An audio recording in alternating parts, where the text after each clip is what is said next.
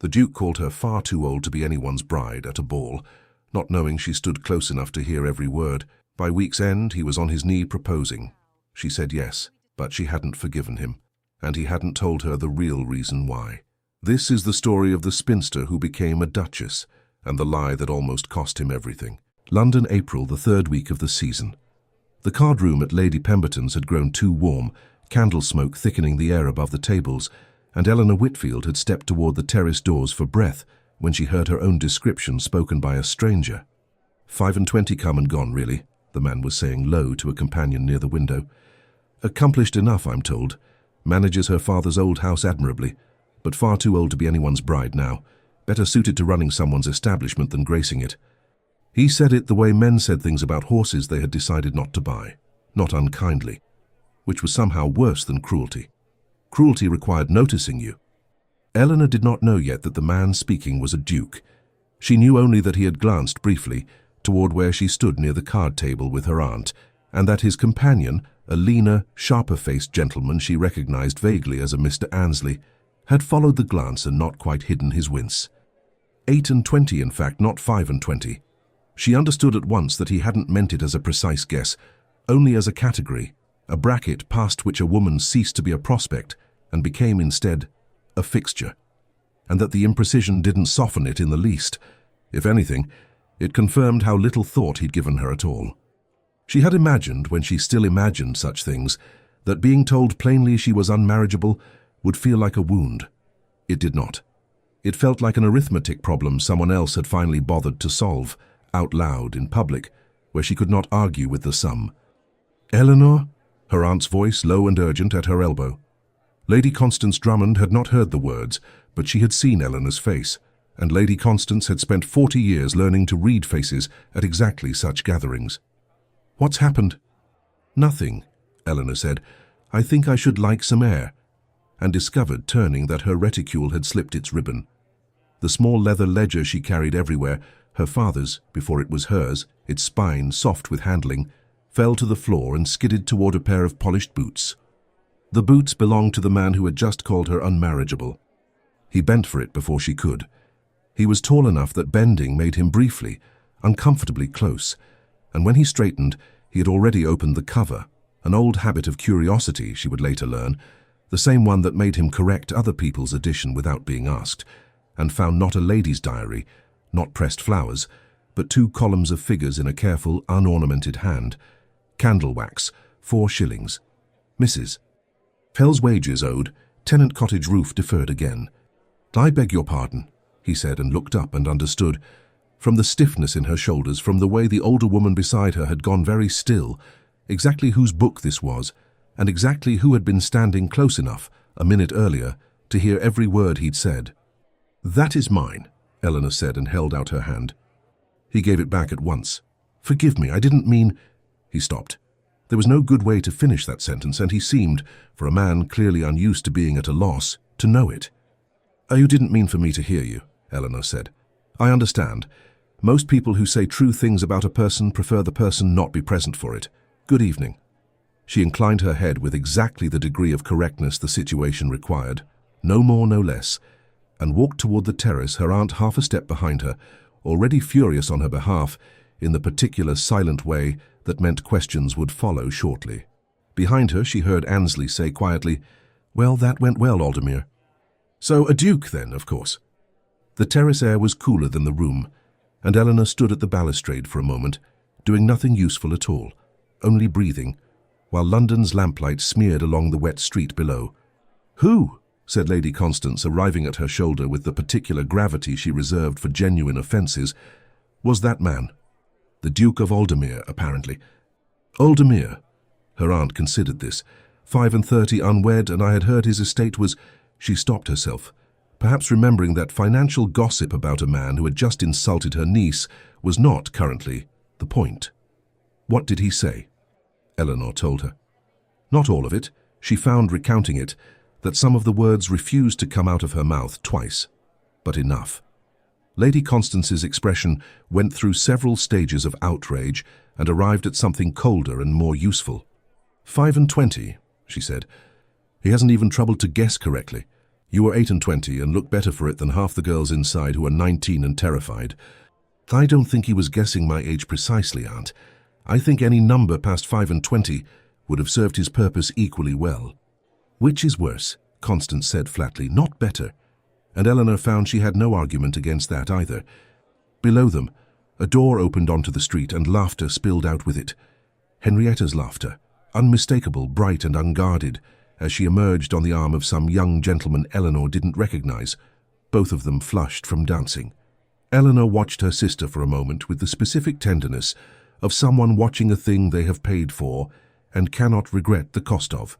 She is enjoying herself, Constance observed. She is meant to be.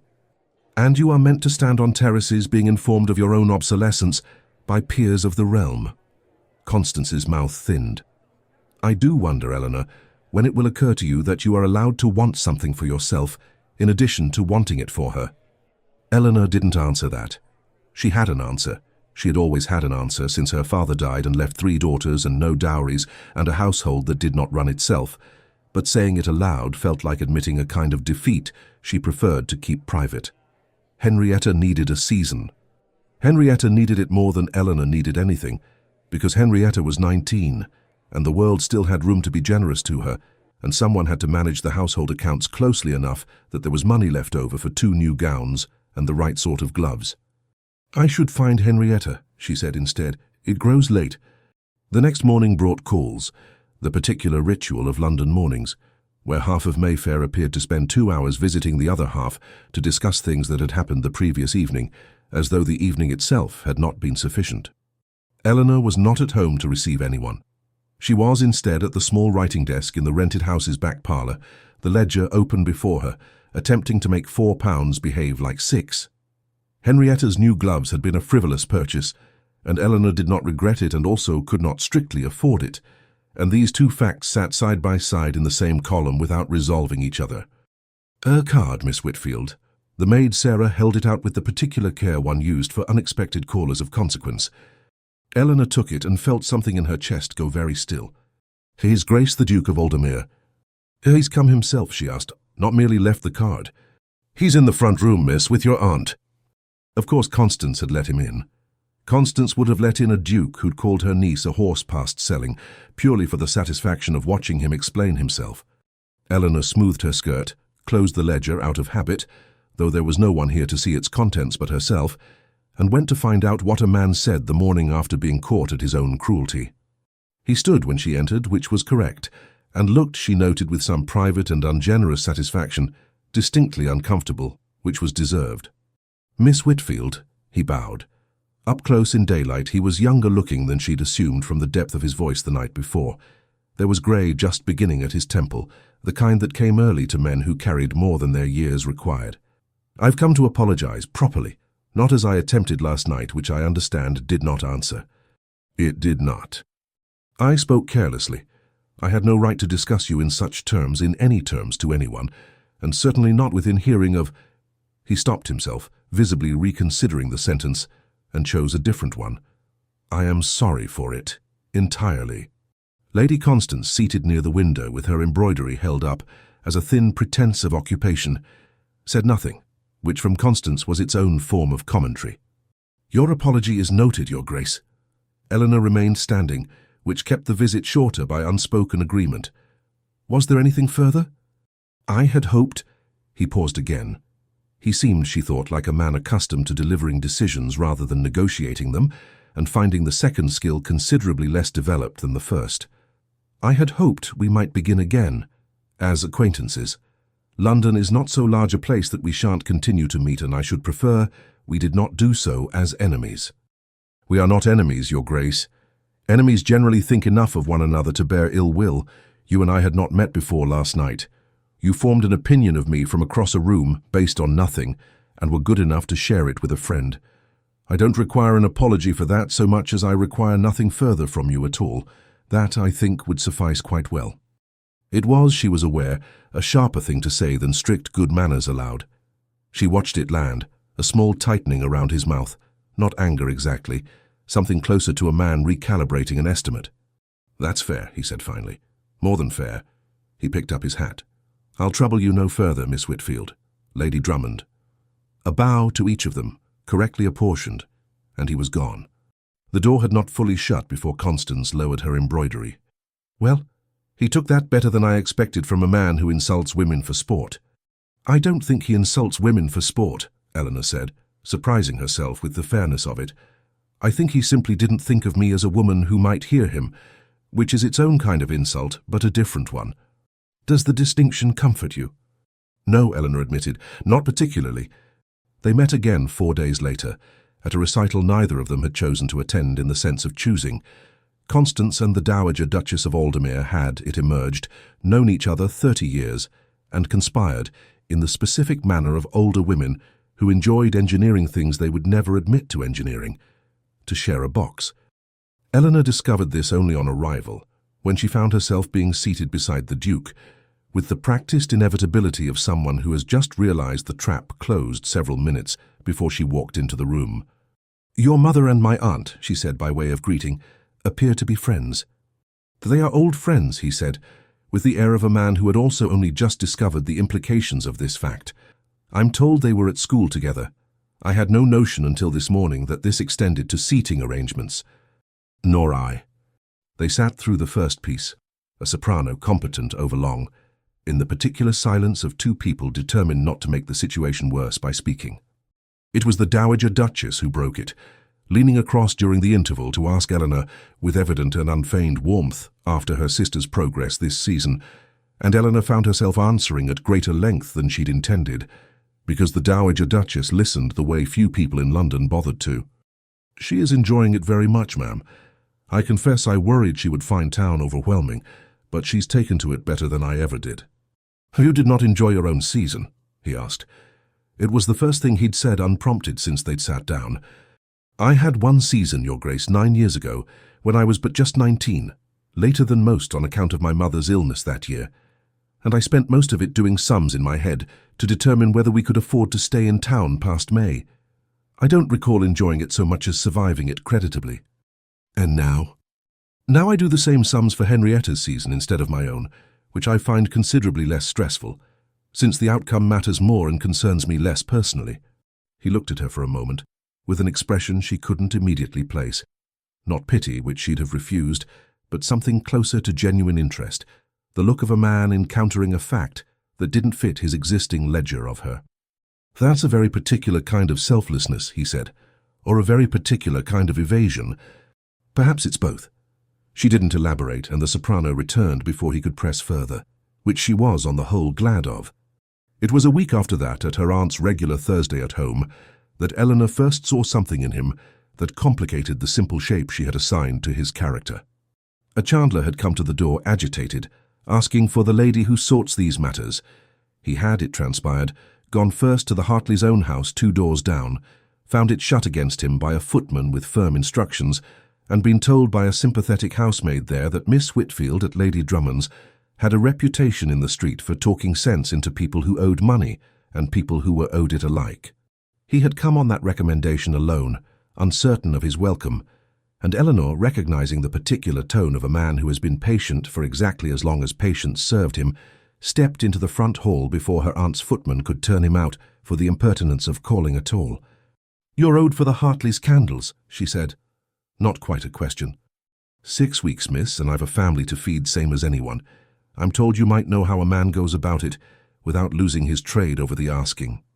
I'm not the Hartleys, and I can't pay their debt for them. But I can tell you Mrs. Hartley does her marketing on Tuesdays at the Burlington shops, and I'd wager you'd have better luck presenting your account there, civilly, in front of her acquaintance, than calling at a door that's already been shut on you twice. People settle accounts faster when there's an audience for the alternative, and it costs you nothing to try it." The chandler considered this with the slow respect of a man unaccustomed to being given useful information instead of either money or excuses. That's good sense, miss. Thank you." "Don't thank me. Thank Tuesday." She turned back toward the drawing room and found Julian standing just inside the doorway, having clearly witnessed the entire exchange, with an expression she had genuinely not seen on him before, something unguarded, faintly startled, as though he'd walked in expecting one room and found a different one entirely furnished. "You handled that," he said, "like a man of business." I handled it like someone who's spent 18 months learning that most disputes about money are really disputes about being ignored. He didn't want a guinea from me. He wanted to stop being invisible. Give a man a strategy instead of a sermon, and he generally goes away satisfied. I've a steward who could learn from you. Your steward, she said with the faintest edge, presumably has a salary for the privilege of learning it himself. He laughed, a real laugh, short and startled out of him, and she realized she had not in their previous 2 encounters heard him laugh at all, and that it changed his face considerably, made him look less like a duke and more like a man roughly her own vintage who had simply forgotten for a moment to be careful. She returned the favor of being startled 3 days later, in Hyde Park, at the fashionable hour, her maid trailing a discreet 10 paces behind with the particular patience of a servant, well accustomed to her mistress's habit of walking faster than the conversation required. She saw him before he saw her, on foot, not on horseback, walking with a man she didn't recognize, an older fellow in plain but decent clothes, clearly not of his circle. They stopped near a bench. He said something low. The older man shook his head, protesting. He pressed something into the man's hand regardless, folded paper, she couldn't see what, and the older man's protest died into something that looked, even from this distance, like the particular stillness of a person receiving more relief than pride, knows how to accept gracefully. Eleanor did not approach. She watched instead from beneath the brim of her bonnet, until the older man walked on and he remained a moment alone, looking after him, before he noticed her. Miss Whitfield. He looked for a half-second like a man caught at something, which interested her more than it should have. I didn't see you. I gathered. Was that one of your tenants? A pause. Former tenant from Aldermere. He came to town hoping for work and found none, and his circumstances have been difficult. He said it carefully, the way a man chooses words to disclose exactly as much as he intends, and no more. It's a small thing. It didn't look like a small thing to him. No, he admitted. Perhaps not. He fell into step beside her, an easy, unannounced thing, her maid adjusting her own pace behind them without comment. May I ask you something, Miss Whitfield, and trust you to answer honestly, rather than correctly? I generally prefer honestly. It requires less arithmetic. Do you think less of me still for what I said that first evening? She considered the question with the same care she gave a column that didn't balance, turning it over for the error rather than simply restating the sum. I think you said an unkind thing without knowing it was about a person who could hear it, which is a flaw of carelessness rather than cruelty. I also think a man who can be careless in a ballroom and quietly generous in an empty corner of a park within the same fortnight is not entirely the man I assumed from the ballroom alone. She glanced at him. I withhold final judgment, Your Grace. I find first impressions are rarely worth the confidence people place in them. That, he said, is either the kindest or the most damning thing anyone said to me this season, and I genuinely cannot tell which. Perhaps it's both, Eleanor said again, and this time when he laughed she found she didn't mind it nearly as much as she'd expected to. Annesley found him at his club 2 days later, in the particular hour of the afternoon, when men pretended to read newspapers while actually waiting to be interrupted, and Aldermere, recognizing the look on his friend's face, set his paper down before Annesley had finished crossing the room. You've been calling on the Whitfield household, Annesley said without preamble. I've called once, twice if you count the recital, which I didn't arrange. 3 times by my count, and I include this morning's encounter in the park which I had from your own mother, who had it from Lady Drummond, who appears to find the whole business delightful. Annesley sat without being asked. Aldermere, I say this as your friend and not your conscience. You cannot afford to be delightful about a woman with no dowry. I'm aware of my own finances, Robert. Are you aware that the East Wall wants £400 you don't have? That Hartfield's rents are 6 months behind because you haven't the funds to repair the cottages that would let him pay them, and that your mother has, within the last fortnight, mentioned no fewer than 3 times the excellent character and £30,000 fortune of Miss Carrow? A sum, I needn't remind you. That would clear every debt on the estate within the 12-month, and leave you solvent for the first time since your father's death. I'm aware of all of that as well. Then what precisely are you doing in Hyde Park, escorting a woman who, however admirable, brings nothing to the arrangement but her own competence? He was quiet for a moment, turning his glass without drinking from it. I don't entirely know, he said finally, which was, for a man who prided himself on always knowing precisely what he was doing and why, a confession of some significance, and he heard it land in his own ears with more weight than he'd intended to give it. "Well," Annesley said, not unkindly, "I'd suggest you find out before you do something neither your estate nor your good sense can afford." The Whitfield sisters' youngest, Margaret, 12, and largely exempted from the season's demands on account of her age, had taken to greeting Eleanor's returns from any outing with an inventory of questions, and that evening was no exception. "Was the Duke very tall?" she asked, perched on the end of Eleanor's bed while Eleanor unpinned her hair. "Margaret, where on earth did you hear about the Duke? Henrietta says Aunt Constance says he calls on you constantly, and it's terribly romantic and you pretend not to notice." "Henrietta," Eleanor said with feeling, "talks a great deal for someone who is meant to be conserving her energy for dancing." She set down her hairpins. "He is tall. He is also a duke, with a great many responsibilities and very little time for romance, terrible or otherwise, and you mustn't let your sister's imagination run away with either of us." "But you like him," Margaret said, with the devastating directness of a child who has not yet learned that some questions are meant to be deflected rather than answered. Eleanor met her own eyes in the looking-glass for a moment before answering.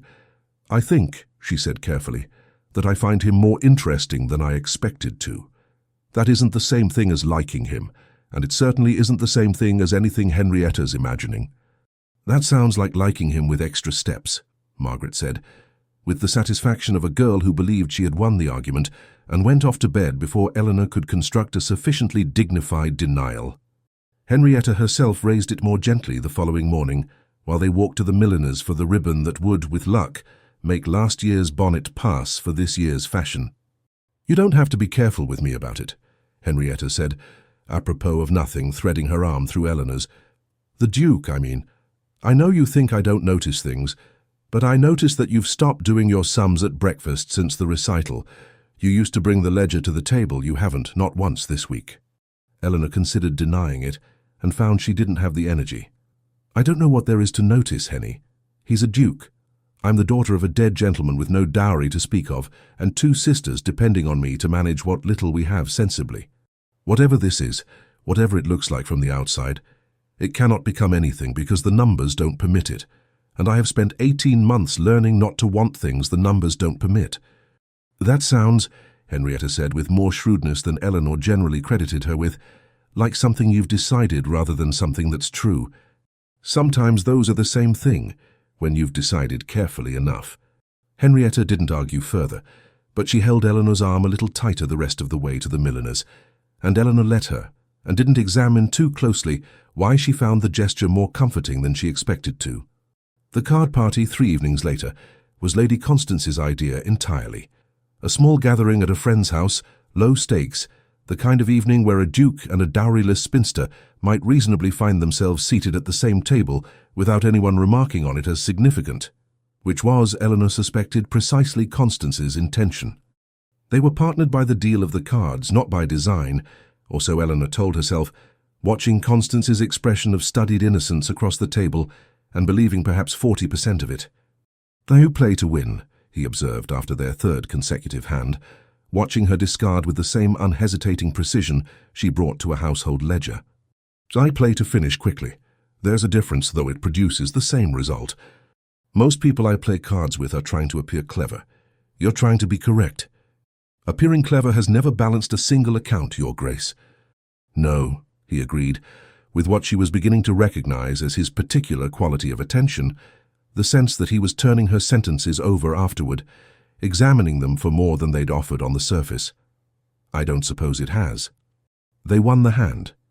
They won, in fact, every hand that evening, with an ease that began to draw notice from the other tables, not because either of them was performing, but because they had fallen, without either acknowledging it, into the kind of unspoken coordination that card games occasionally revealed about people who hadn't yet admitted anything else to each other.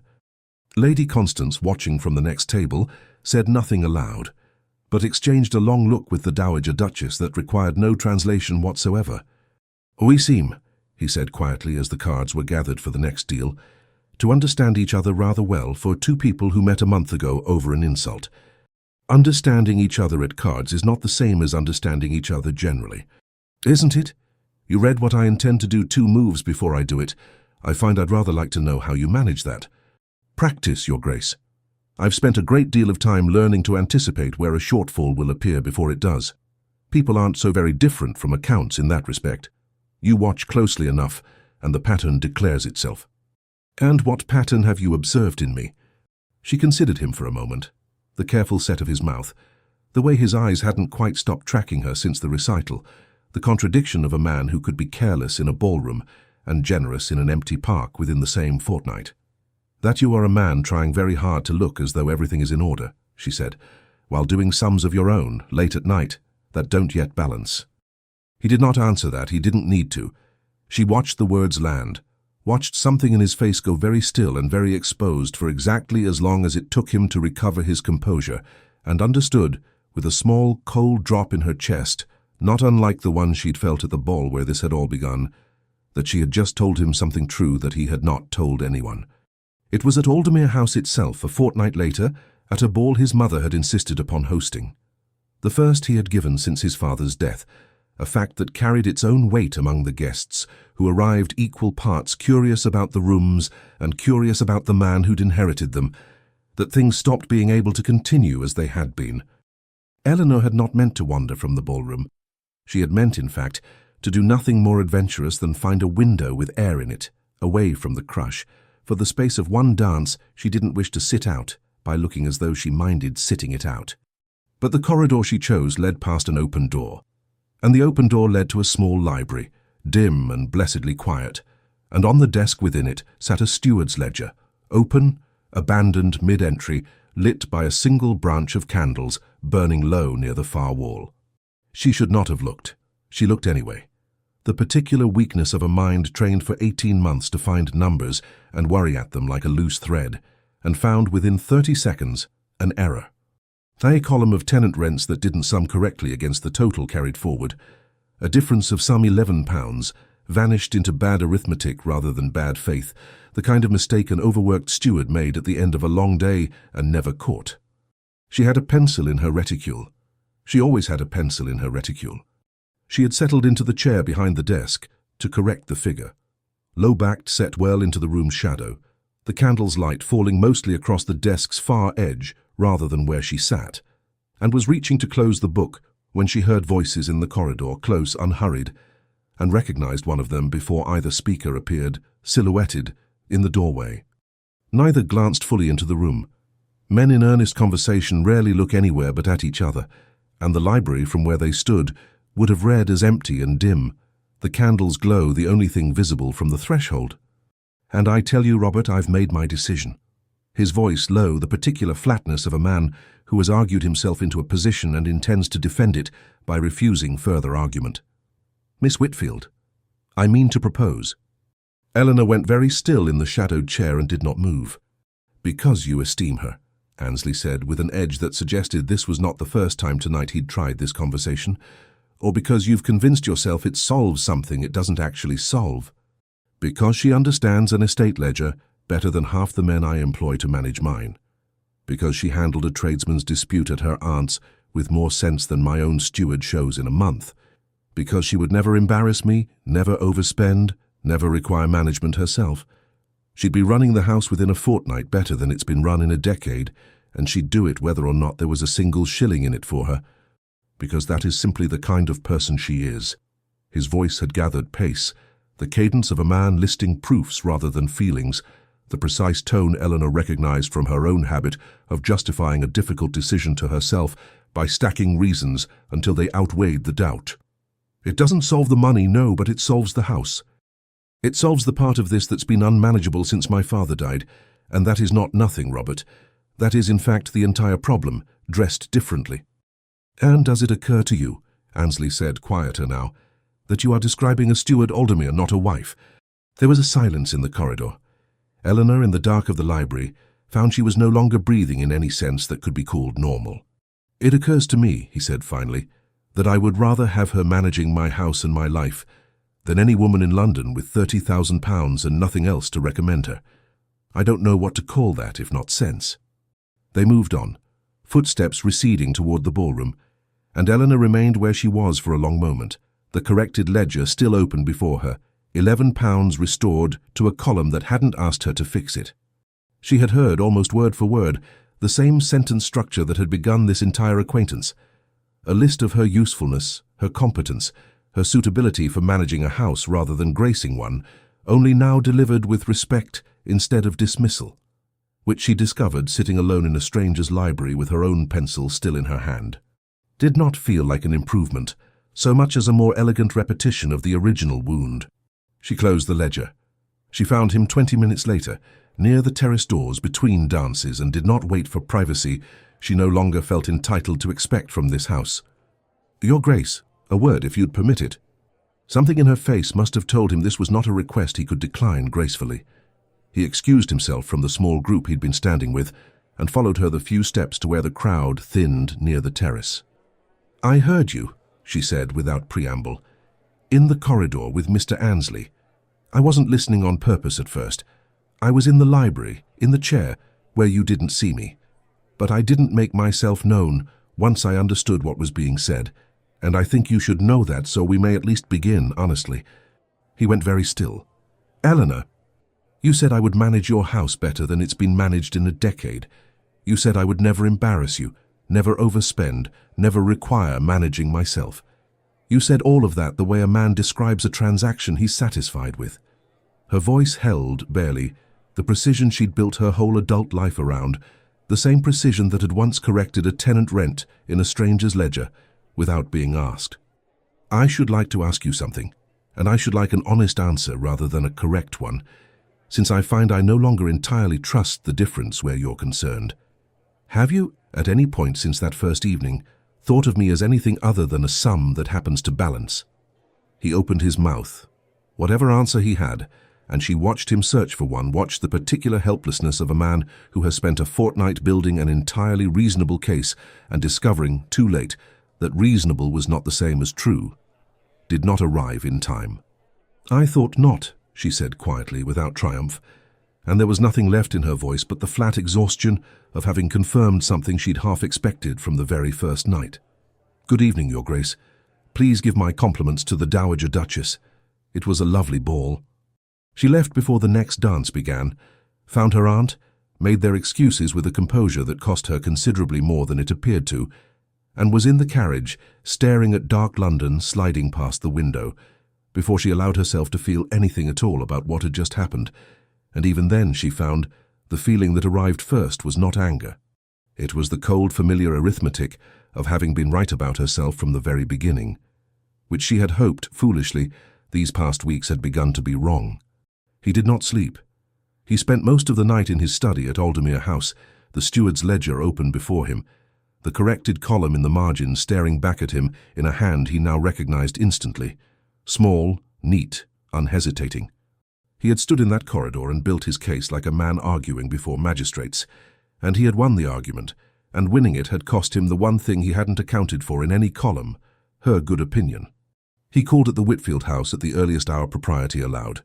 Sarah answered, and behind her in the front hall, Henrietta appeared, twisting her hands in a way that told him everything before she spoke. "My sister isn't receiving visitors this morning, Your Grace. Will she receive me this afternoon?" "I don't know that she'll receive you at all, sir, I'm sorry." Henrietta said it with genuine apology, not malice, and that somehow made it worse. "She's not been herself since the ball. She sat up half the night with the lamp lit. I heard her."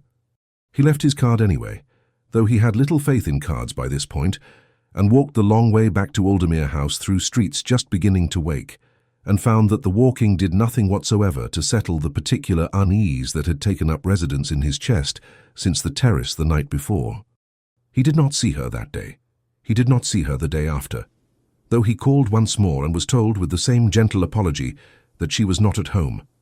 It was not until the third morning, a full 2 days after the ball, enough time, he understood later, for her to have decided something rather than merely reacted to something, that he found her at all, and even then it was by a chance he had stopped pretending was entirely chance. Having walked the same stretch of Hyde Park at the same early hour 3 mornings running on the theory that she sometimes did, when the fashionable crowd had not yet risen and the gravel paths belonged mostly to nursemaids and grooms exercising horses. She was there finally, her maid trailing the customary discreet distance behind her, both of them walking at a pace that suggested Eleanor had set out to tire herself into calm rather than to enjoy the morning. Miss Whitfield. She did not stop walking, though her maid, recognizing him, slowed of her own accord and fell back several paces further, far enough to grant privacy without abandoning propriety entirely, the particular discretion of a servant who had clearly been told, at some point in the last 2 days, that this gentleman was not to be treated as a stranger if he appeared. "Your Grace, I find I haven't the appetite for this conversation." "Then permit me to have it without you needing to say anything at all. Walk if you like. I'll talk regardless, and you may simply continue setting whatever pace you've set, and I'll keep up or I won't." She slowed, which was not the same as stopping, but it was enough. He took it. "I built a case the night of the ball," he said. "The way I build every case I don't want to examine too closely.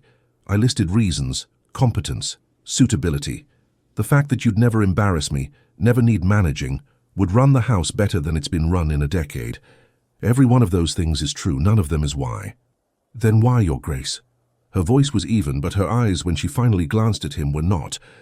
"Because since the night your ledger fell open in my hands, I have not been able to stop thinking about you, and that frightened me considerably more than my debts do. My father never once let a person matter more to him than a column of figures. Not my mother, not his tenants, not in the end me. I built my whole understanding of myself around not becoming that man. And then I found myself doing exactly what he would have done, except worse because I did it to you specifically. I dressed wanting you in the language of needing you, because needing was safer to admit to than wanting. I have spent 2 days trying to find a way to say that to you which didn't sound like another piece of arithmetic, and I find there isn't one. There's only the plain version. I am sorry. Not for an apology's sake. Because it was a lie, and you deserved better than a lie delivered as flattery." She had stopped walking now. The path was quiet around them, the early hour holding its particular hush, the only company a nursemaid with 2 small charges some distance off, and Eleanor's own maid, now a discreet shape near a stand of plane trees, conspicuously occupied with adjusting her bonnet ribbon. "I agreed with the first thing you said about me," Eleanor said. "Long before you ever said it aloud, I'd already decided I was too old, too plain a prospect, too burdened with sisters and debts to be anyone's bride, and I had built an entire life around not needing anyone to disagree with that assessment, because needing it disproven would have meant admitting I still wanted it disproven at all. When you said it at that ball, you didn't wound me, Your Grace. You confirmed something I'd already convinced myself of.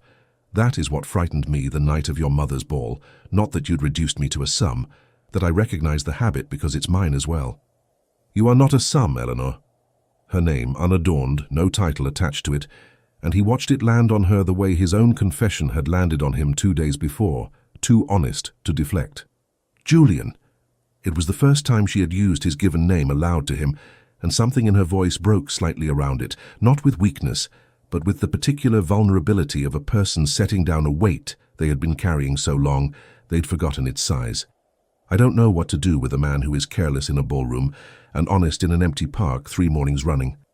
"Then let me be honest somewhere a little less exposed than the middle of a public path," he said, glancing with the instinct of a man who had spent 2 days thinking about precisely this problem toward the stand of plane trees a little off the gravel, where a low hedge and the trees themselves made a kind of green alcove, half screened from the path, the sort of place a lady might pause to retie a bonnet ribbon without anyone thinking twice of it.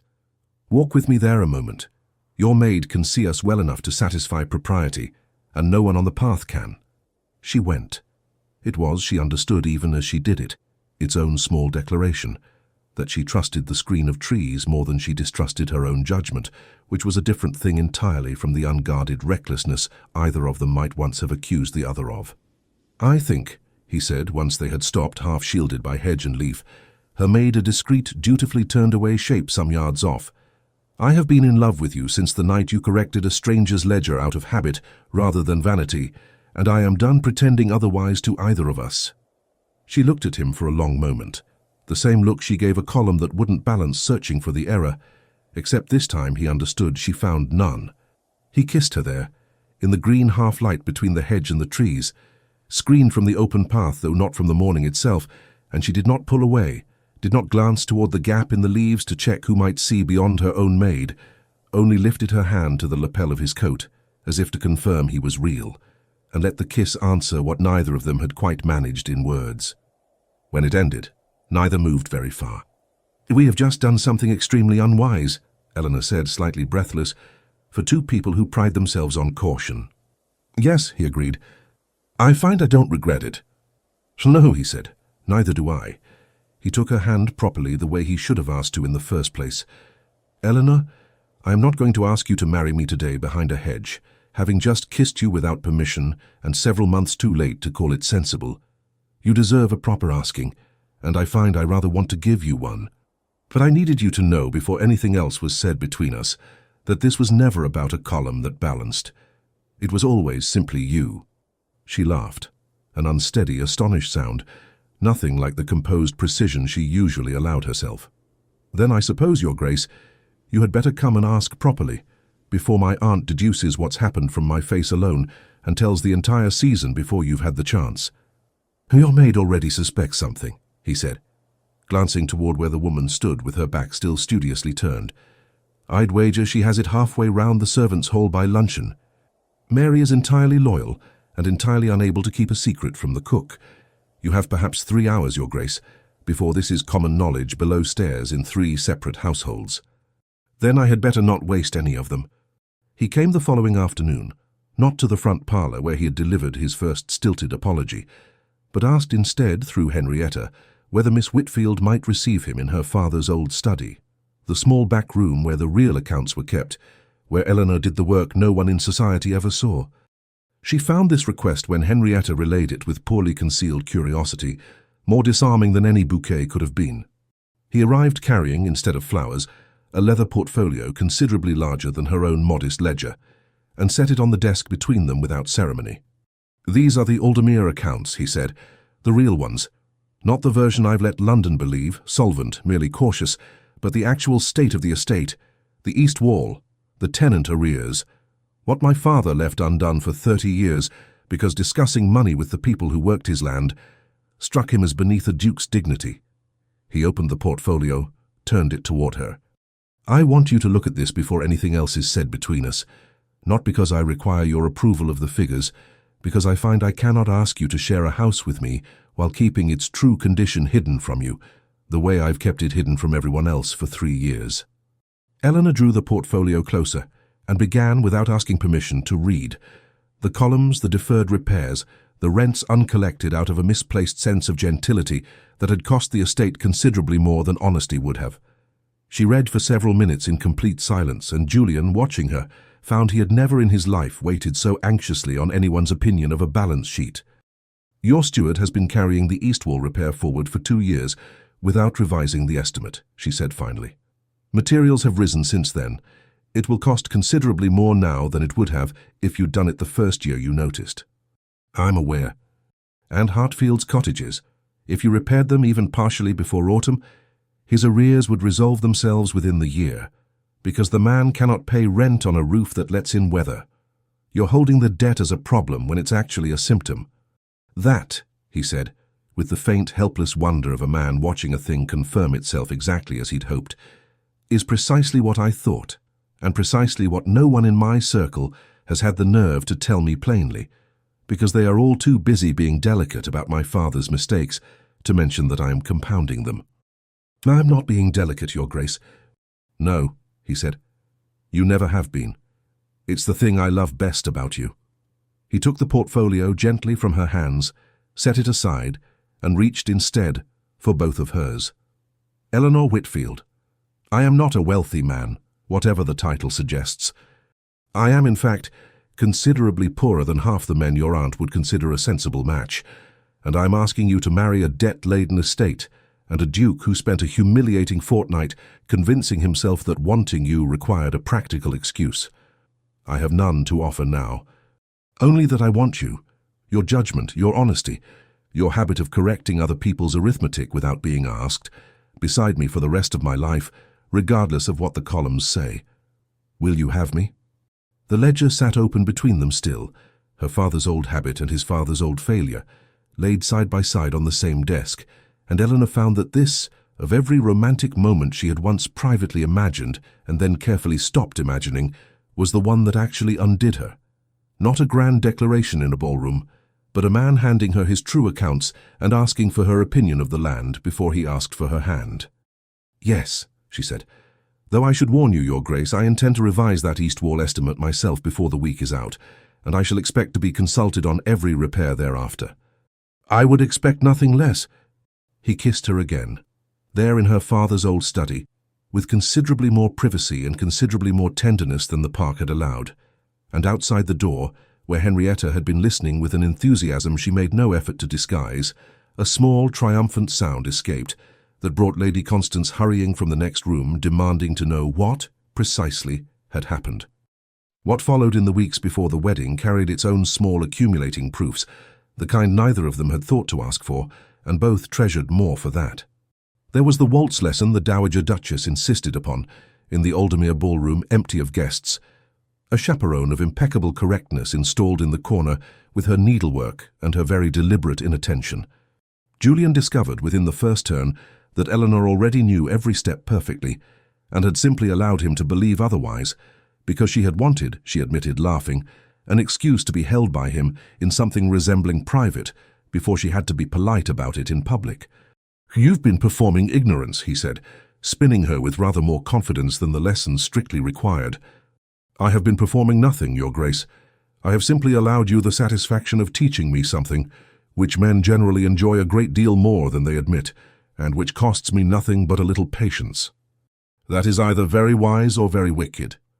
"I find," Eleanor said, echoing an old habit of his own phrasing back at him with evident pleasure, "that it is generally both."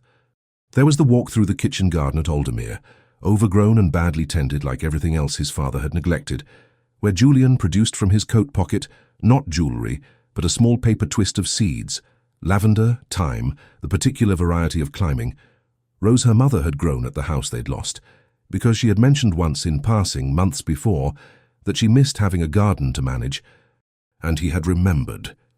"You remembered that," she said, turning the paper twist over in her hands as though it weighed considerably more than it did. "I remember everything you've ever told me, Eleanor. I simply took rather longer than I should have to admit that I'd been listening."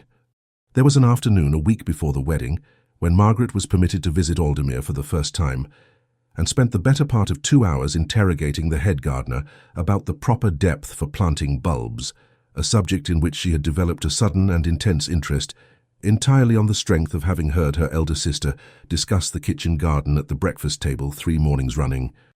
Eleanor watched her younger sister trail the gardener down the rows with a notebook, borrowed from the estate study, and found herself unexpectedly near tears at the sheer ordinariness of it. A child given the freedom to be curious about something that cost nothing and demanded nothing, simply because the house had room for it now. There was Lady Constance's grudging approval, delivered in the form of an entire afternoon spent interrogating Julian about estate management with the rigour of a woman conducting due diligence on her niece's behalf, concluding finally, "Well, you'll do, I suppose, Aldermere," which from Constance constituted an endorsement warmer than most mothers managed for their own sons-in-law. And there was the Dowager Duchess's quiet mention, over tea one afternoon when Eleanor was elsewhere, of Miss Carrow's £30,000 and excellent family, raised gently, without pressure, the obligation of a mother who wished to be certain her son had considered every option before committing to the harder one. "I have considered it, Mother," Julian said. "I considered it for exactly as long as it took me to remember that I don't want an excellent family or a fortune that would solve everything and require nothing of me in return. I want Eleanor. The estate will manage as estates generally do, given attention and patience, and an honest hand at the books. I find I'm no longer willing to trade either of those for ease." The Dowager Duchess studied her son for a long moment, searching, Eleanor would learn later, for the exact thing she found, a steadiness she had not seen in him since his father's death, and said only, "No, I don't suppose you are," and never raised Miss Carrow's name again. Annesley, for his part, held out longest, cornering him once more at the club with the particular stubbornness of a man who disliked admitting error. "For you're certain," he said, "truly certain, not merely certain because the alternative is admitting you spent a fortnight arguing the wrong case to me directly. I'm certain, Robert, and I'd ask you to stop raising it as a friend before I'm forced to stop asking and simply tell you to." Something in his tone, flat, final, entirely unlike the careful self-justification Annesley had heard a month earlier, settled the matter. "Well," Annesley said after a pause, with the air of a man surrendering more gracefully than he'd expected to. "I was wrong then, about the numbers being the whole of it. I'll stand for you at the wedding, Aldemir, and say so publicly, if it will satisfy your sense of justice."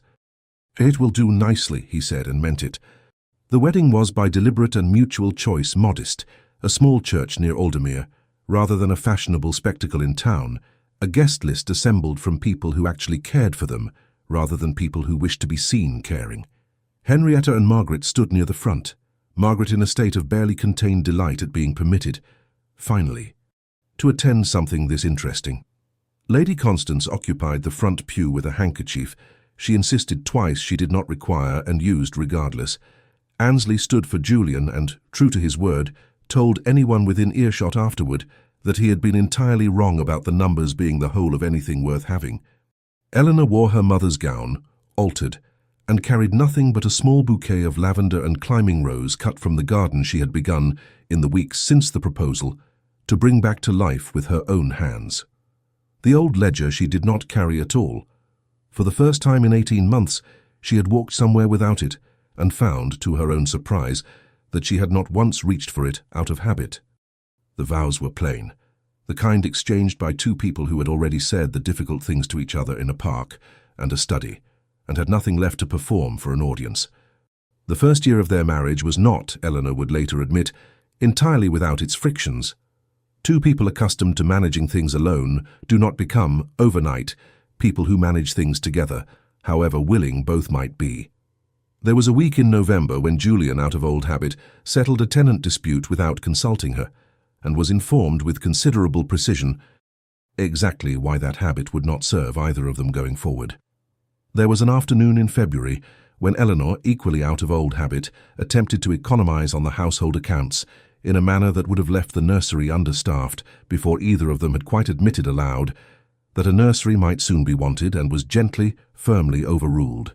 They learned by increments the particular difficult art of disagreeing without retreating into the old solitary competence either had relied upon before the other existed. By the second spring, the east wall stood repaired. Finished, Eleanor noted with some satisfaction, at least once a week for a month afterward, considerably ahead of the steward's revised estimate, a fact she attributed to having stood over the man's shoulder twice weekly until he stopped padding the figures out of habit. Hartfield's cottages had new roofs against the winter, his arrears resolving themselves, as Eleanor had predicted, into nothing at all once the man could keep his family dry. Two other tenant families, watching the change, had begun making improvements of their own, the particular contagious optimism that took hold on an estate. Once people believed, finally, that the next decade would not simply repeat the last. Their first child, a daughter, arrived the following winter. Frances, named for no one in particular except that both of them had liked the sound of it, born during a snowstorm that left half the household stranded and the other half remarking, for years afterward, on how characteristically the new Duchess had spent the first hours of her own labour dictating instructions for the tenants' Christmas baskets to a harried housemaid between contractions, on the theory that the cold snap made the need more urgent, not less. Julian, pacing the corridor outside in a state Annesley later described as considerably less composed than any man I have seen negotiate an actual financial crisis, held his daughter for the first time with the particular wonder of a man encountering a column of figures that could not for once be reduced to any sum at all. A son followed 2 years after, Thomas, sturdy and serious from his first week, possessed of his mother's habit of studying a room before speaking in it, and his father's habit, once he did speak, of saying precisely what he meant. Margaret, by then 17 and herself approaching her first season, with considerably more confidence than Eleanor had ever managed at the same age, declared herself an aunt of unusual talent and spent a full summer teaching her small nephew to identify birds in the Aldemir Gardens, with a patience that surprised everyone in the household, not least Margaret herself. It was on an ordinary afternoon some years later, autumn settling early and gold over the Aldemir fields, that Julian found his wife at the estate desk in what had once been his father's study, and was now, unmistakably, hers as much as his, ledgers open, but not the small worn book she had carried for a year and a half before he ever knew her name. That one sat retired on a shelf nearby, its spine softer than ever, its work long finished, replaced on the desk before her now by the household book they had begun together on their wedding day. Combined accounts, his hand and hers in alternating entries, a record of a single shared life rather than two careful separate survivals. Beside it lay a half-finished letter to Frances, away at her grandmother's for the fortnight, and a child's drawing of what appeared, with some generosity of interpretation, to be the east wall, signed with a confident, uneven Thomas along the bottom margin. "You're doing sums again," Julian said, leaning in the doorway a moment simply to watch her. The particular satisfaction of a man who had spent 3 years believing his estate's only salvation lay in a fortune he didn't have, and had found instead exactly what he needed in a woman who'd never had one. I recognize the expression. "I'm always doing sums, Your Grace. It's the one habit marriage hasn't cured, and I notice you've stopped trying. I find I don't want it cured." He crossed the room, leaned against the edge of the desk beside her, and glanced at Thomas's drawing with the particular gravity of a man giving a child's artwork the serious consideration it had been produced to receive. "He's given the wall a remarkable number of bricks, rather more than it actually has, I think. He's an optimist. He gets it from neither of us, which I find encouraging." She set down her pen at last and looked up at him. "Do you know, I told a man once that you were far too old to be anyone's bride." I recall the occasion vividly. "You did not, in fact, say that. I said it, and got your age wrong in the process, which you have reminded me of on no fewer than a dozen occasions since." "I was speaking generally, Your Grace. Allow a woman her revisions." She tipped her face up as he bent toward her, and he took her hand, ledger pen and all, and pressed a kiss to her knuckles with the easy, unhurried tenderness of a man no longer performing love for an audience, but simply living inside it. "You were never too old to be anyone's bride, Eleanor. You were only ever waiting for someone with the sense to notice you'd already become something better than a bride. A partner. The only account I've kept this past several years that's ever truly balanced." "That," Eleanor said, "is the truest compliment you've ever paid me, Julian, and I should tell you I intend to hold you to it for the rest of our lives." "I should expect nothing less," he said, and meant it. Outside the window, the Aldermere fields lay green and mended in the last of the autumn light, the east wall standing solid against weather it would no longer let in, 2 children's voices carrying faintly from the garden where Margaret was, by the sound of it, losing an argument with Thomas about whether a particular bird was a thrush or merely a very ambitious sparrow, and every column at last accounted for. Don't forget to like and subscribe, or at least leave a comment if you enjoyed the story.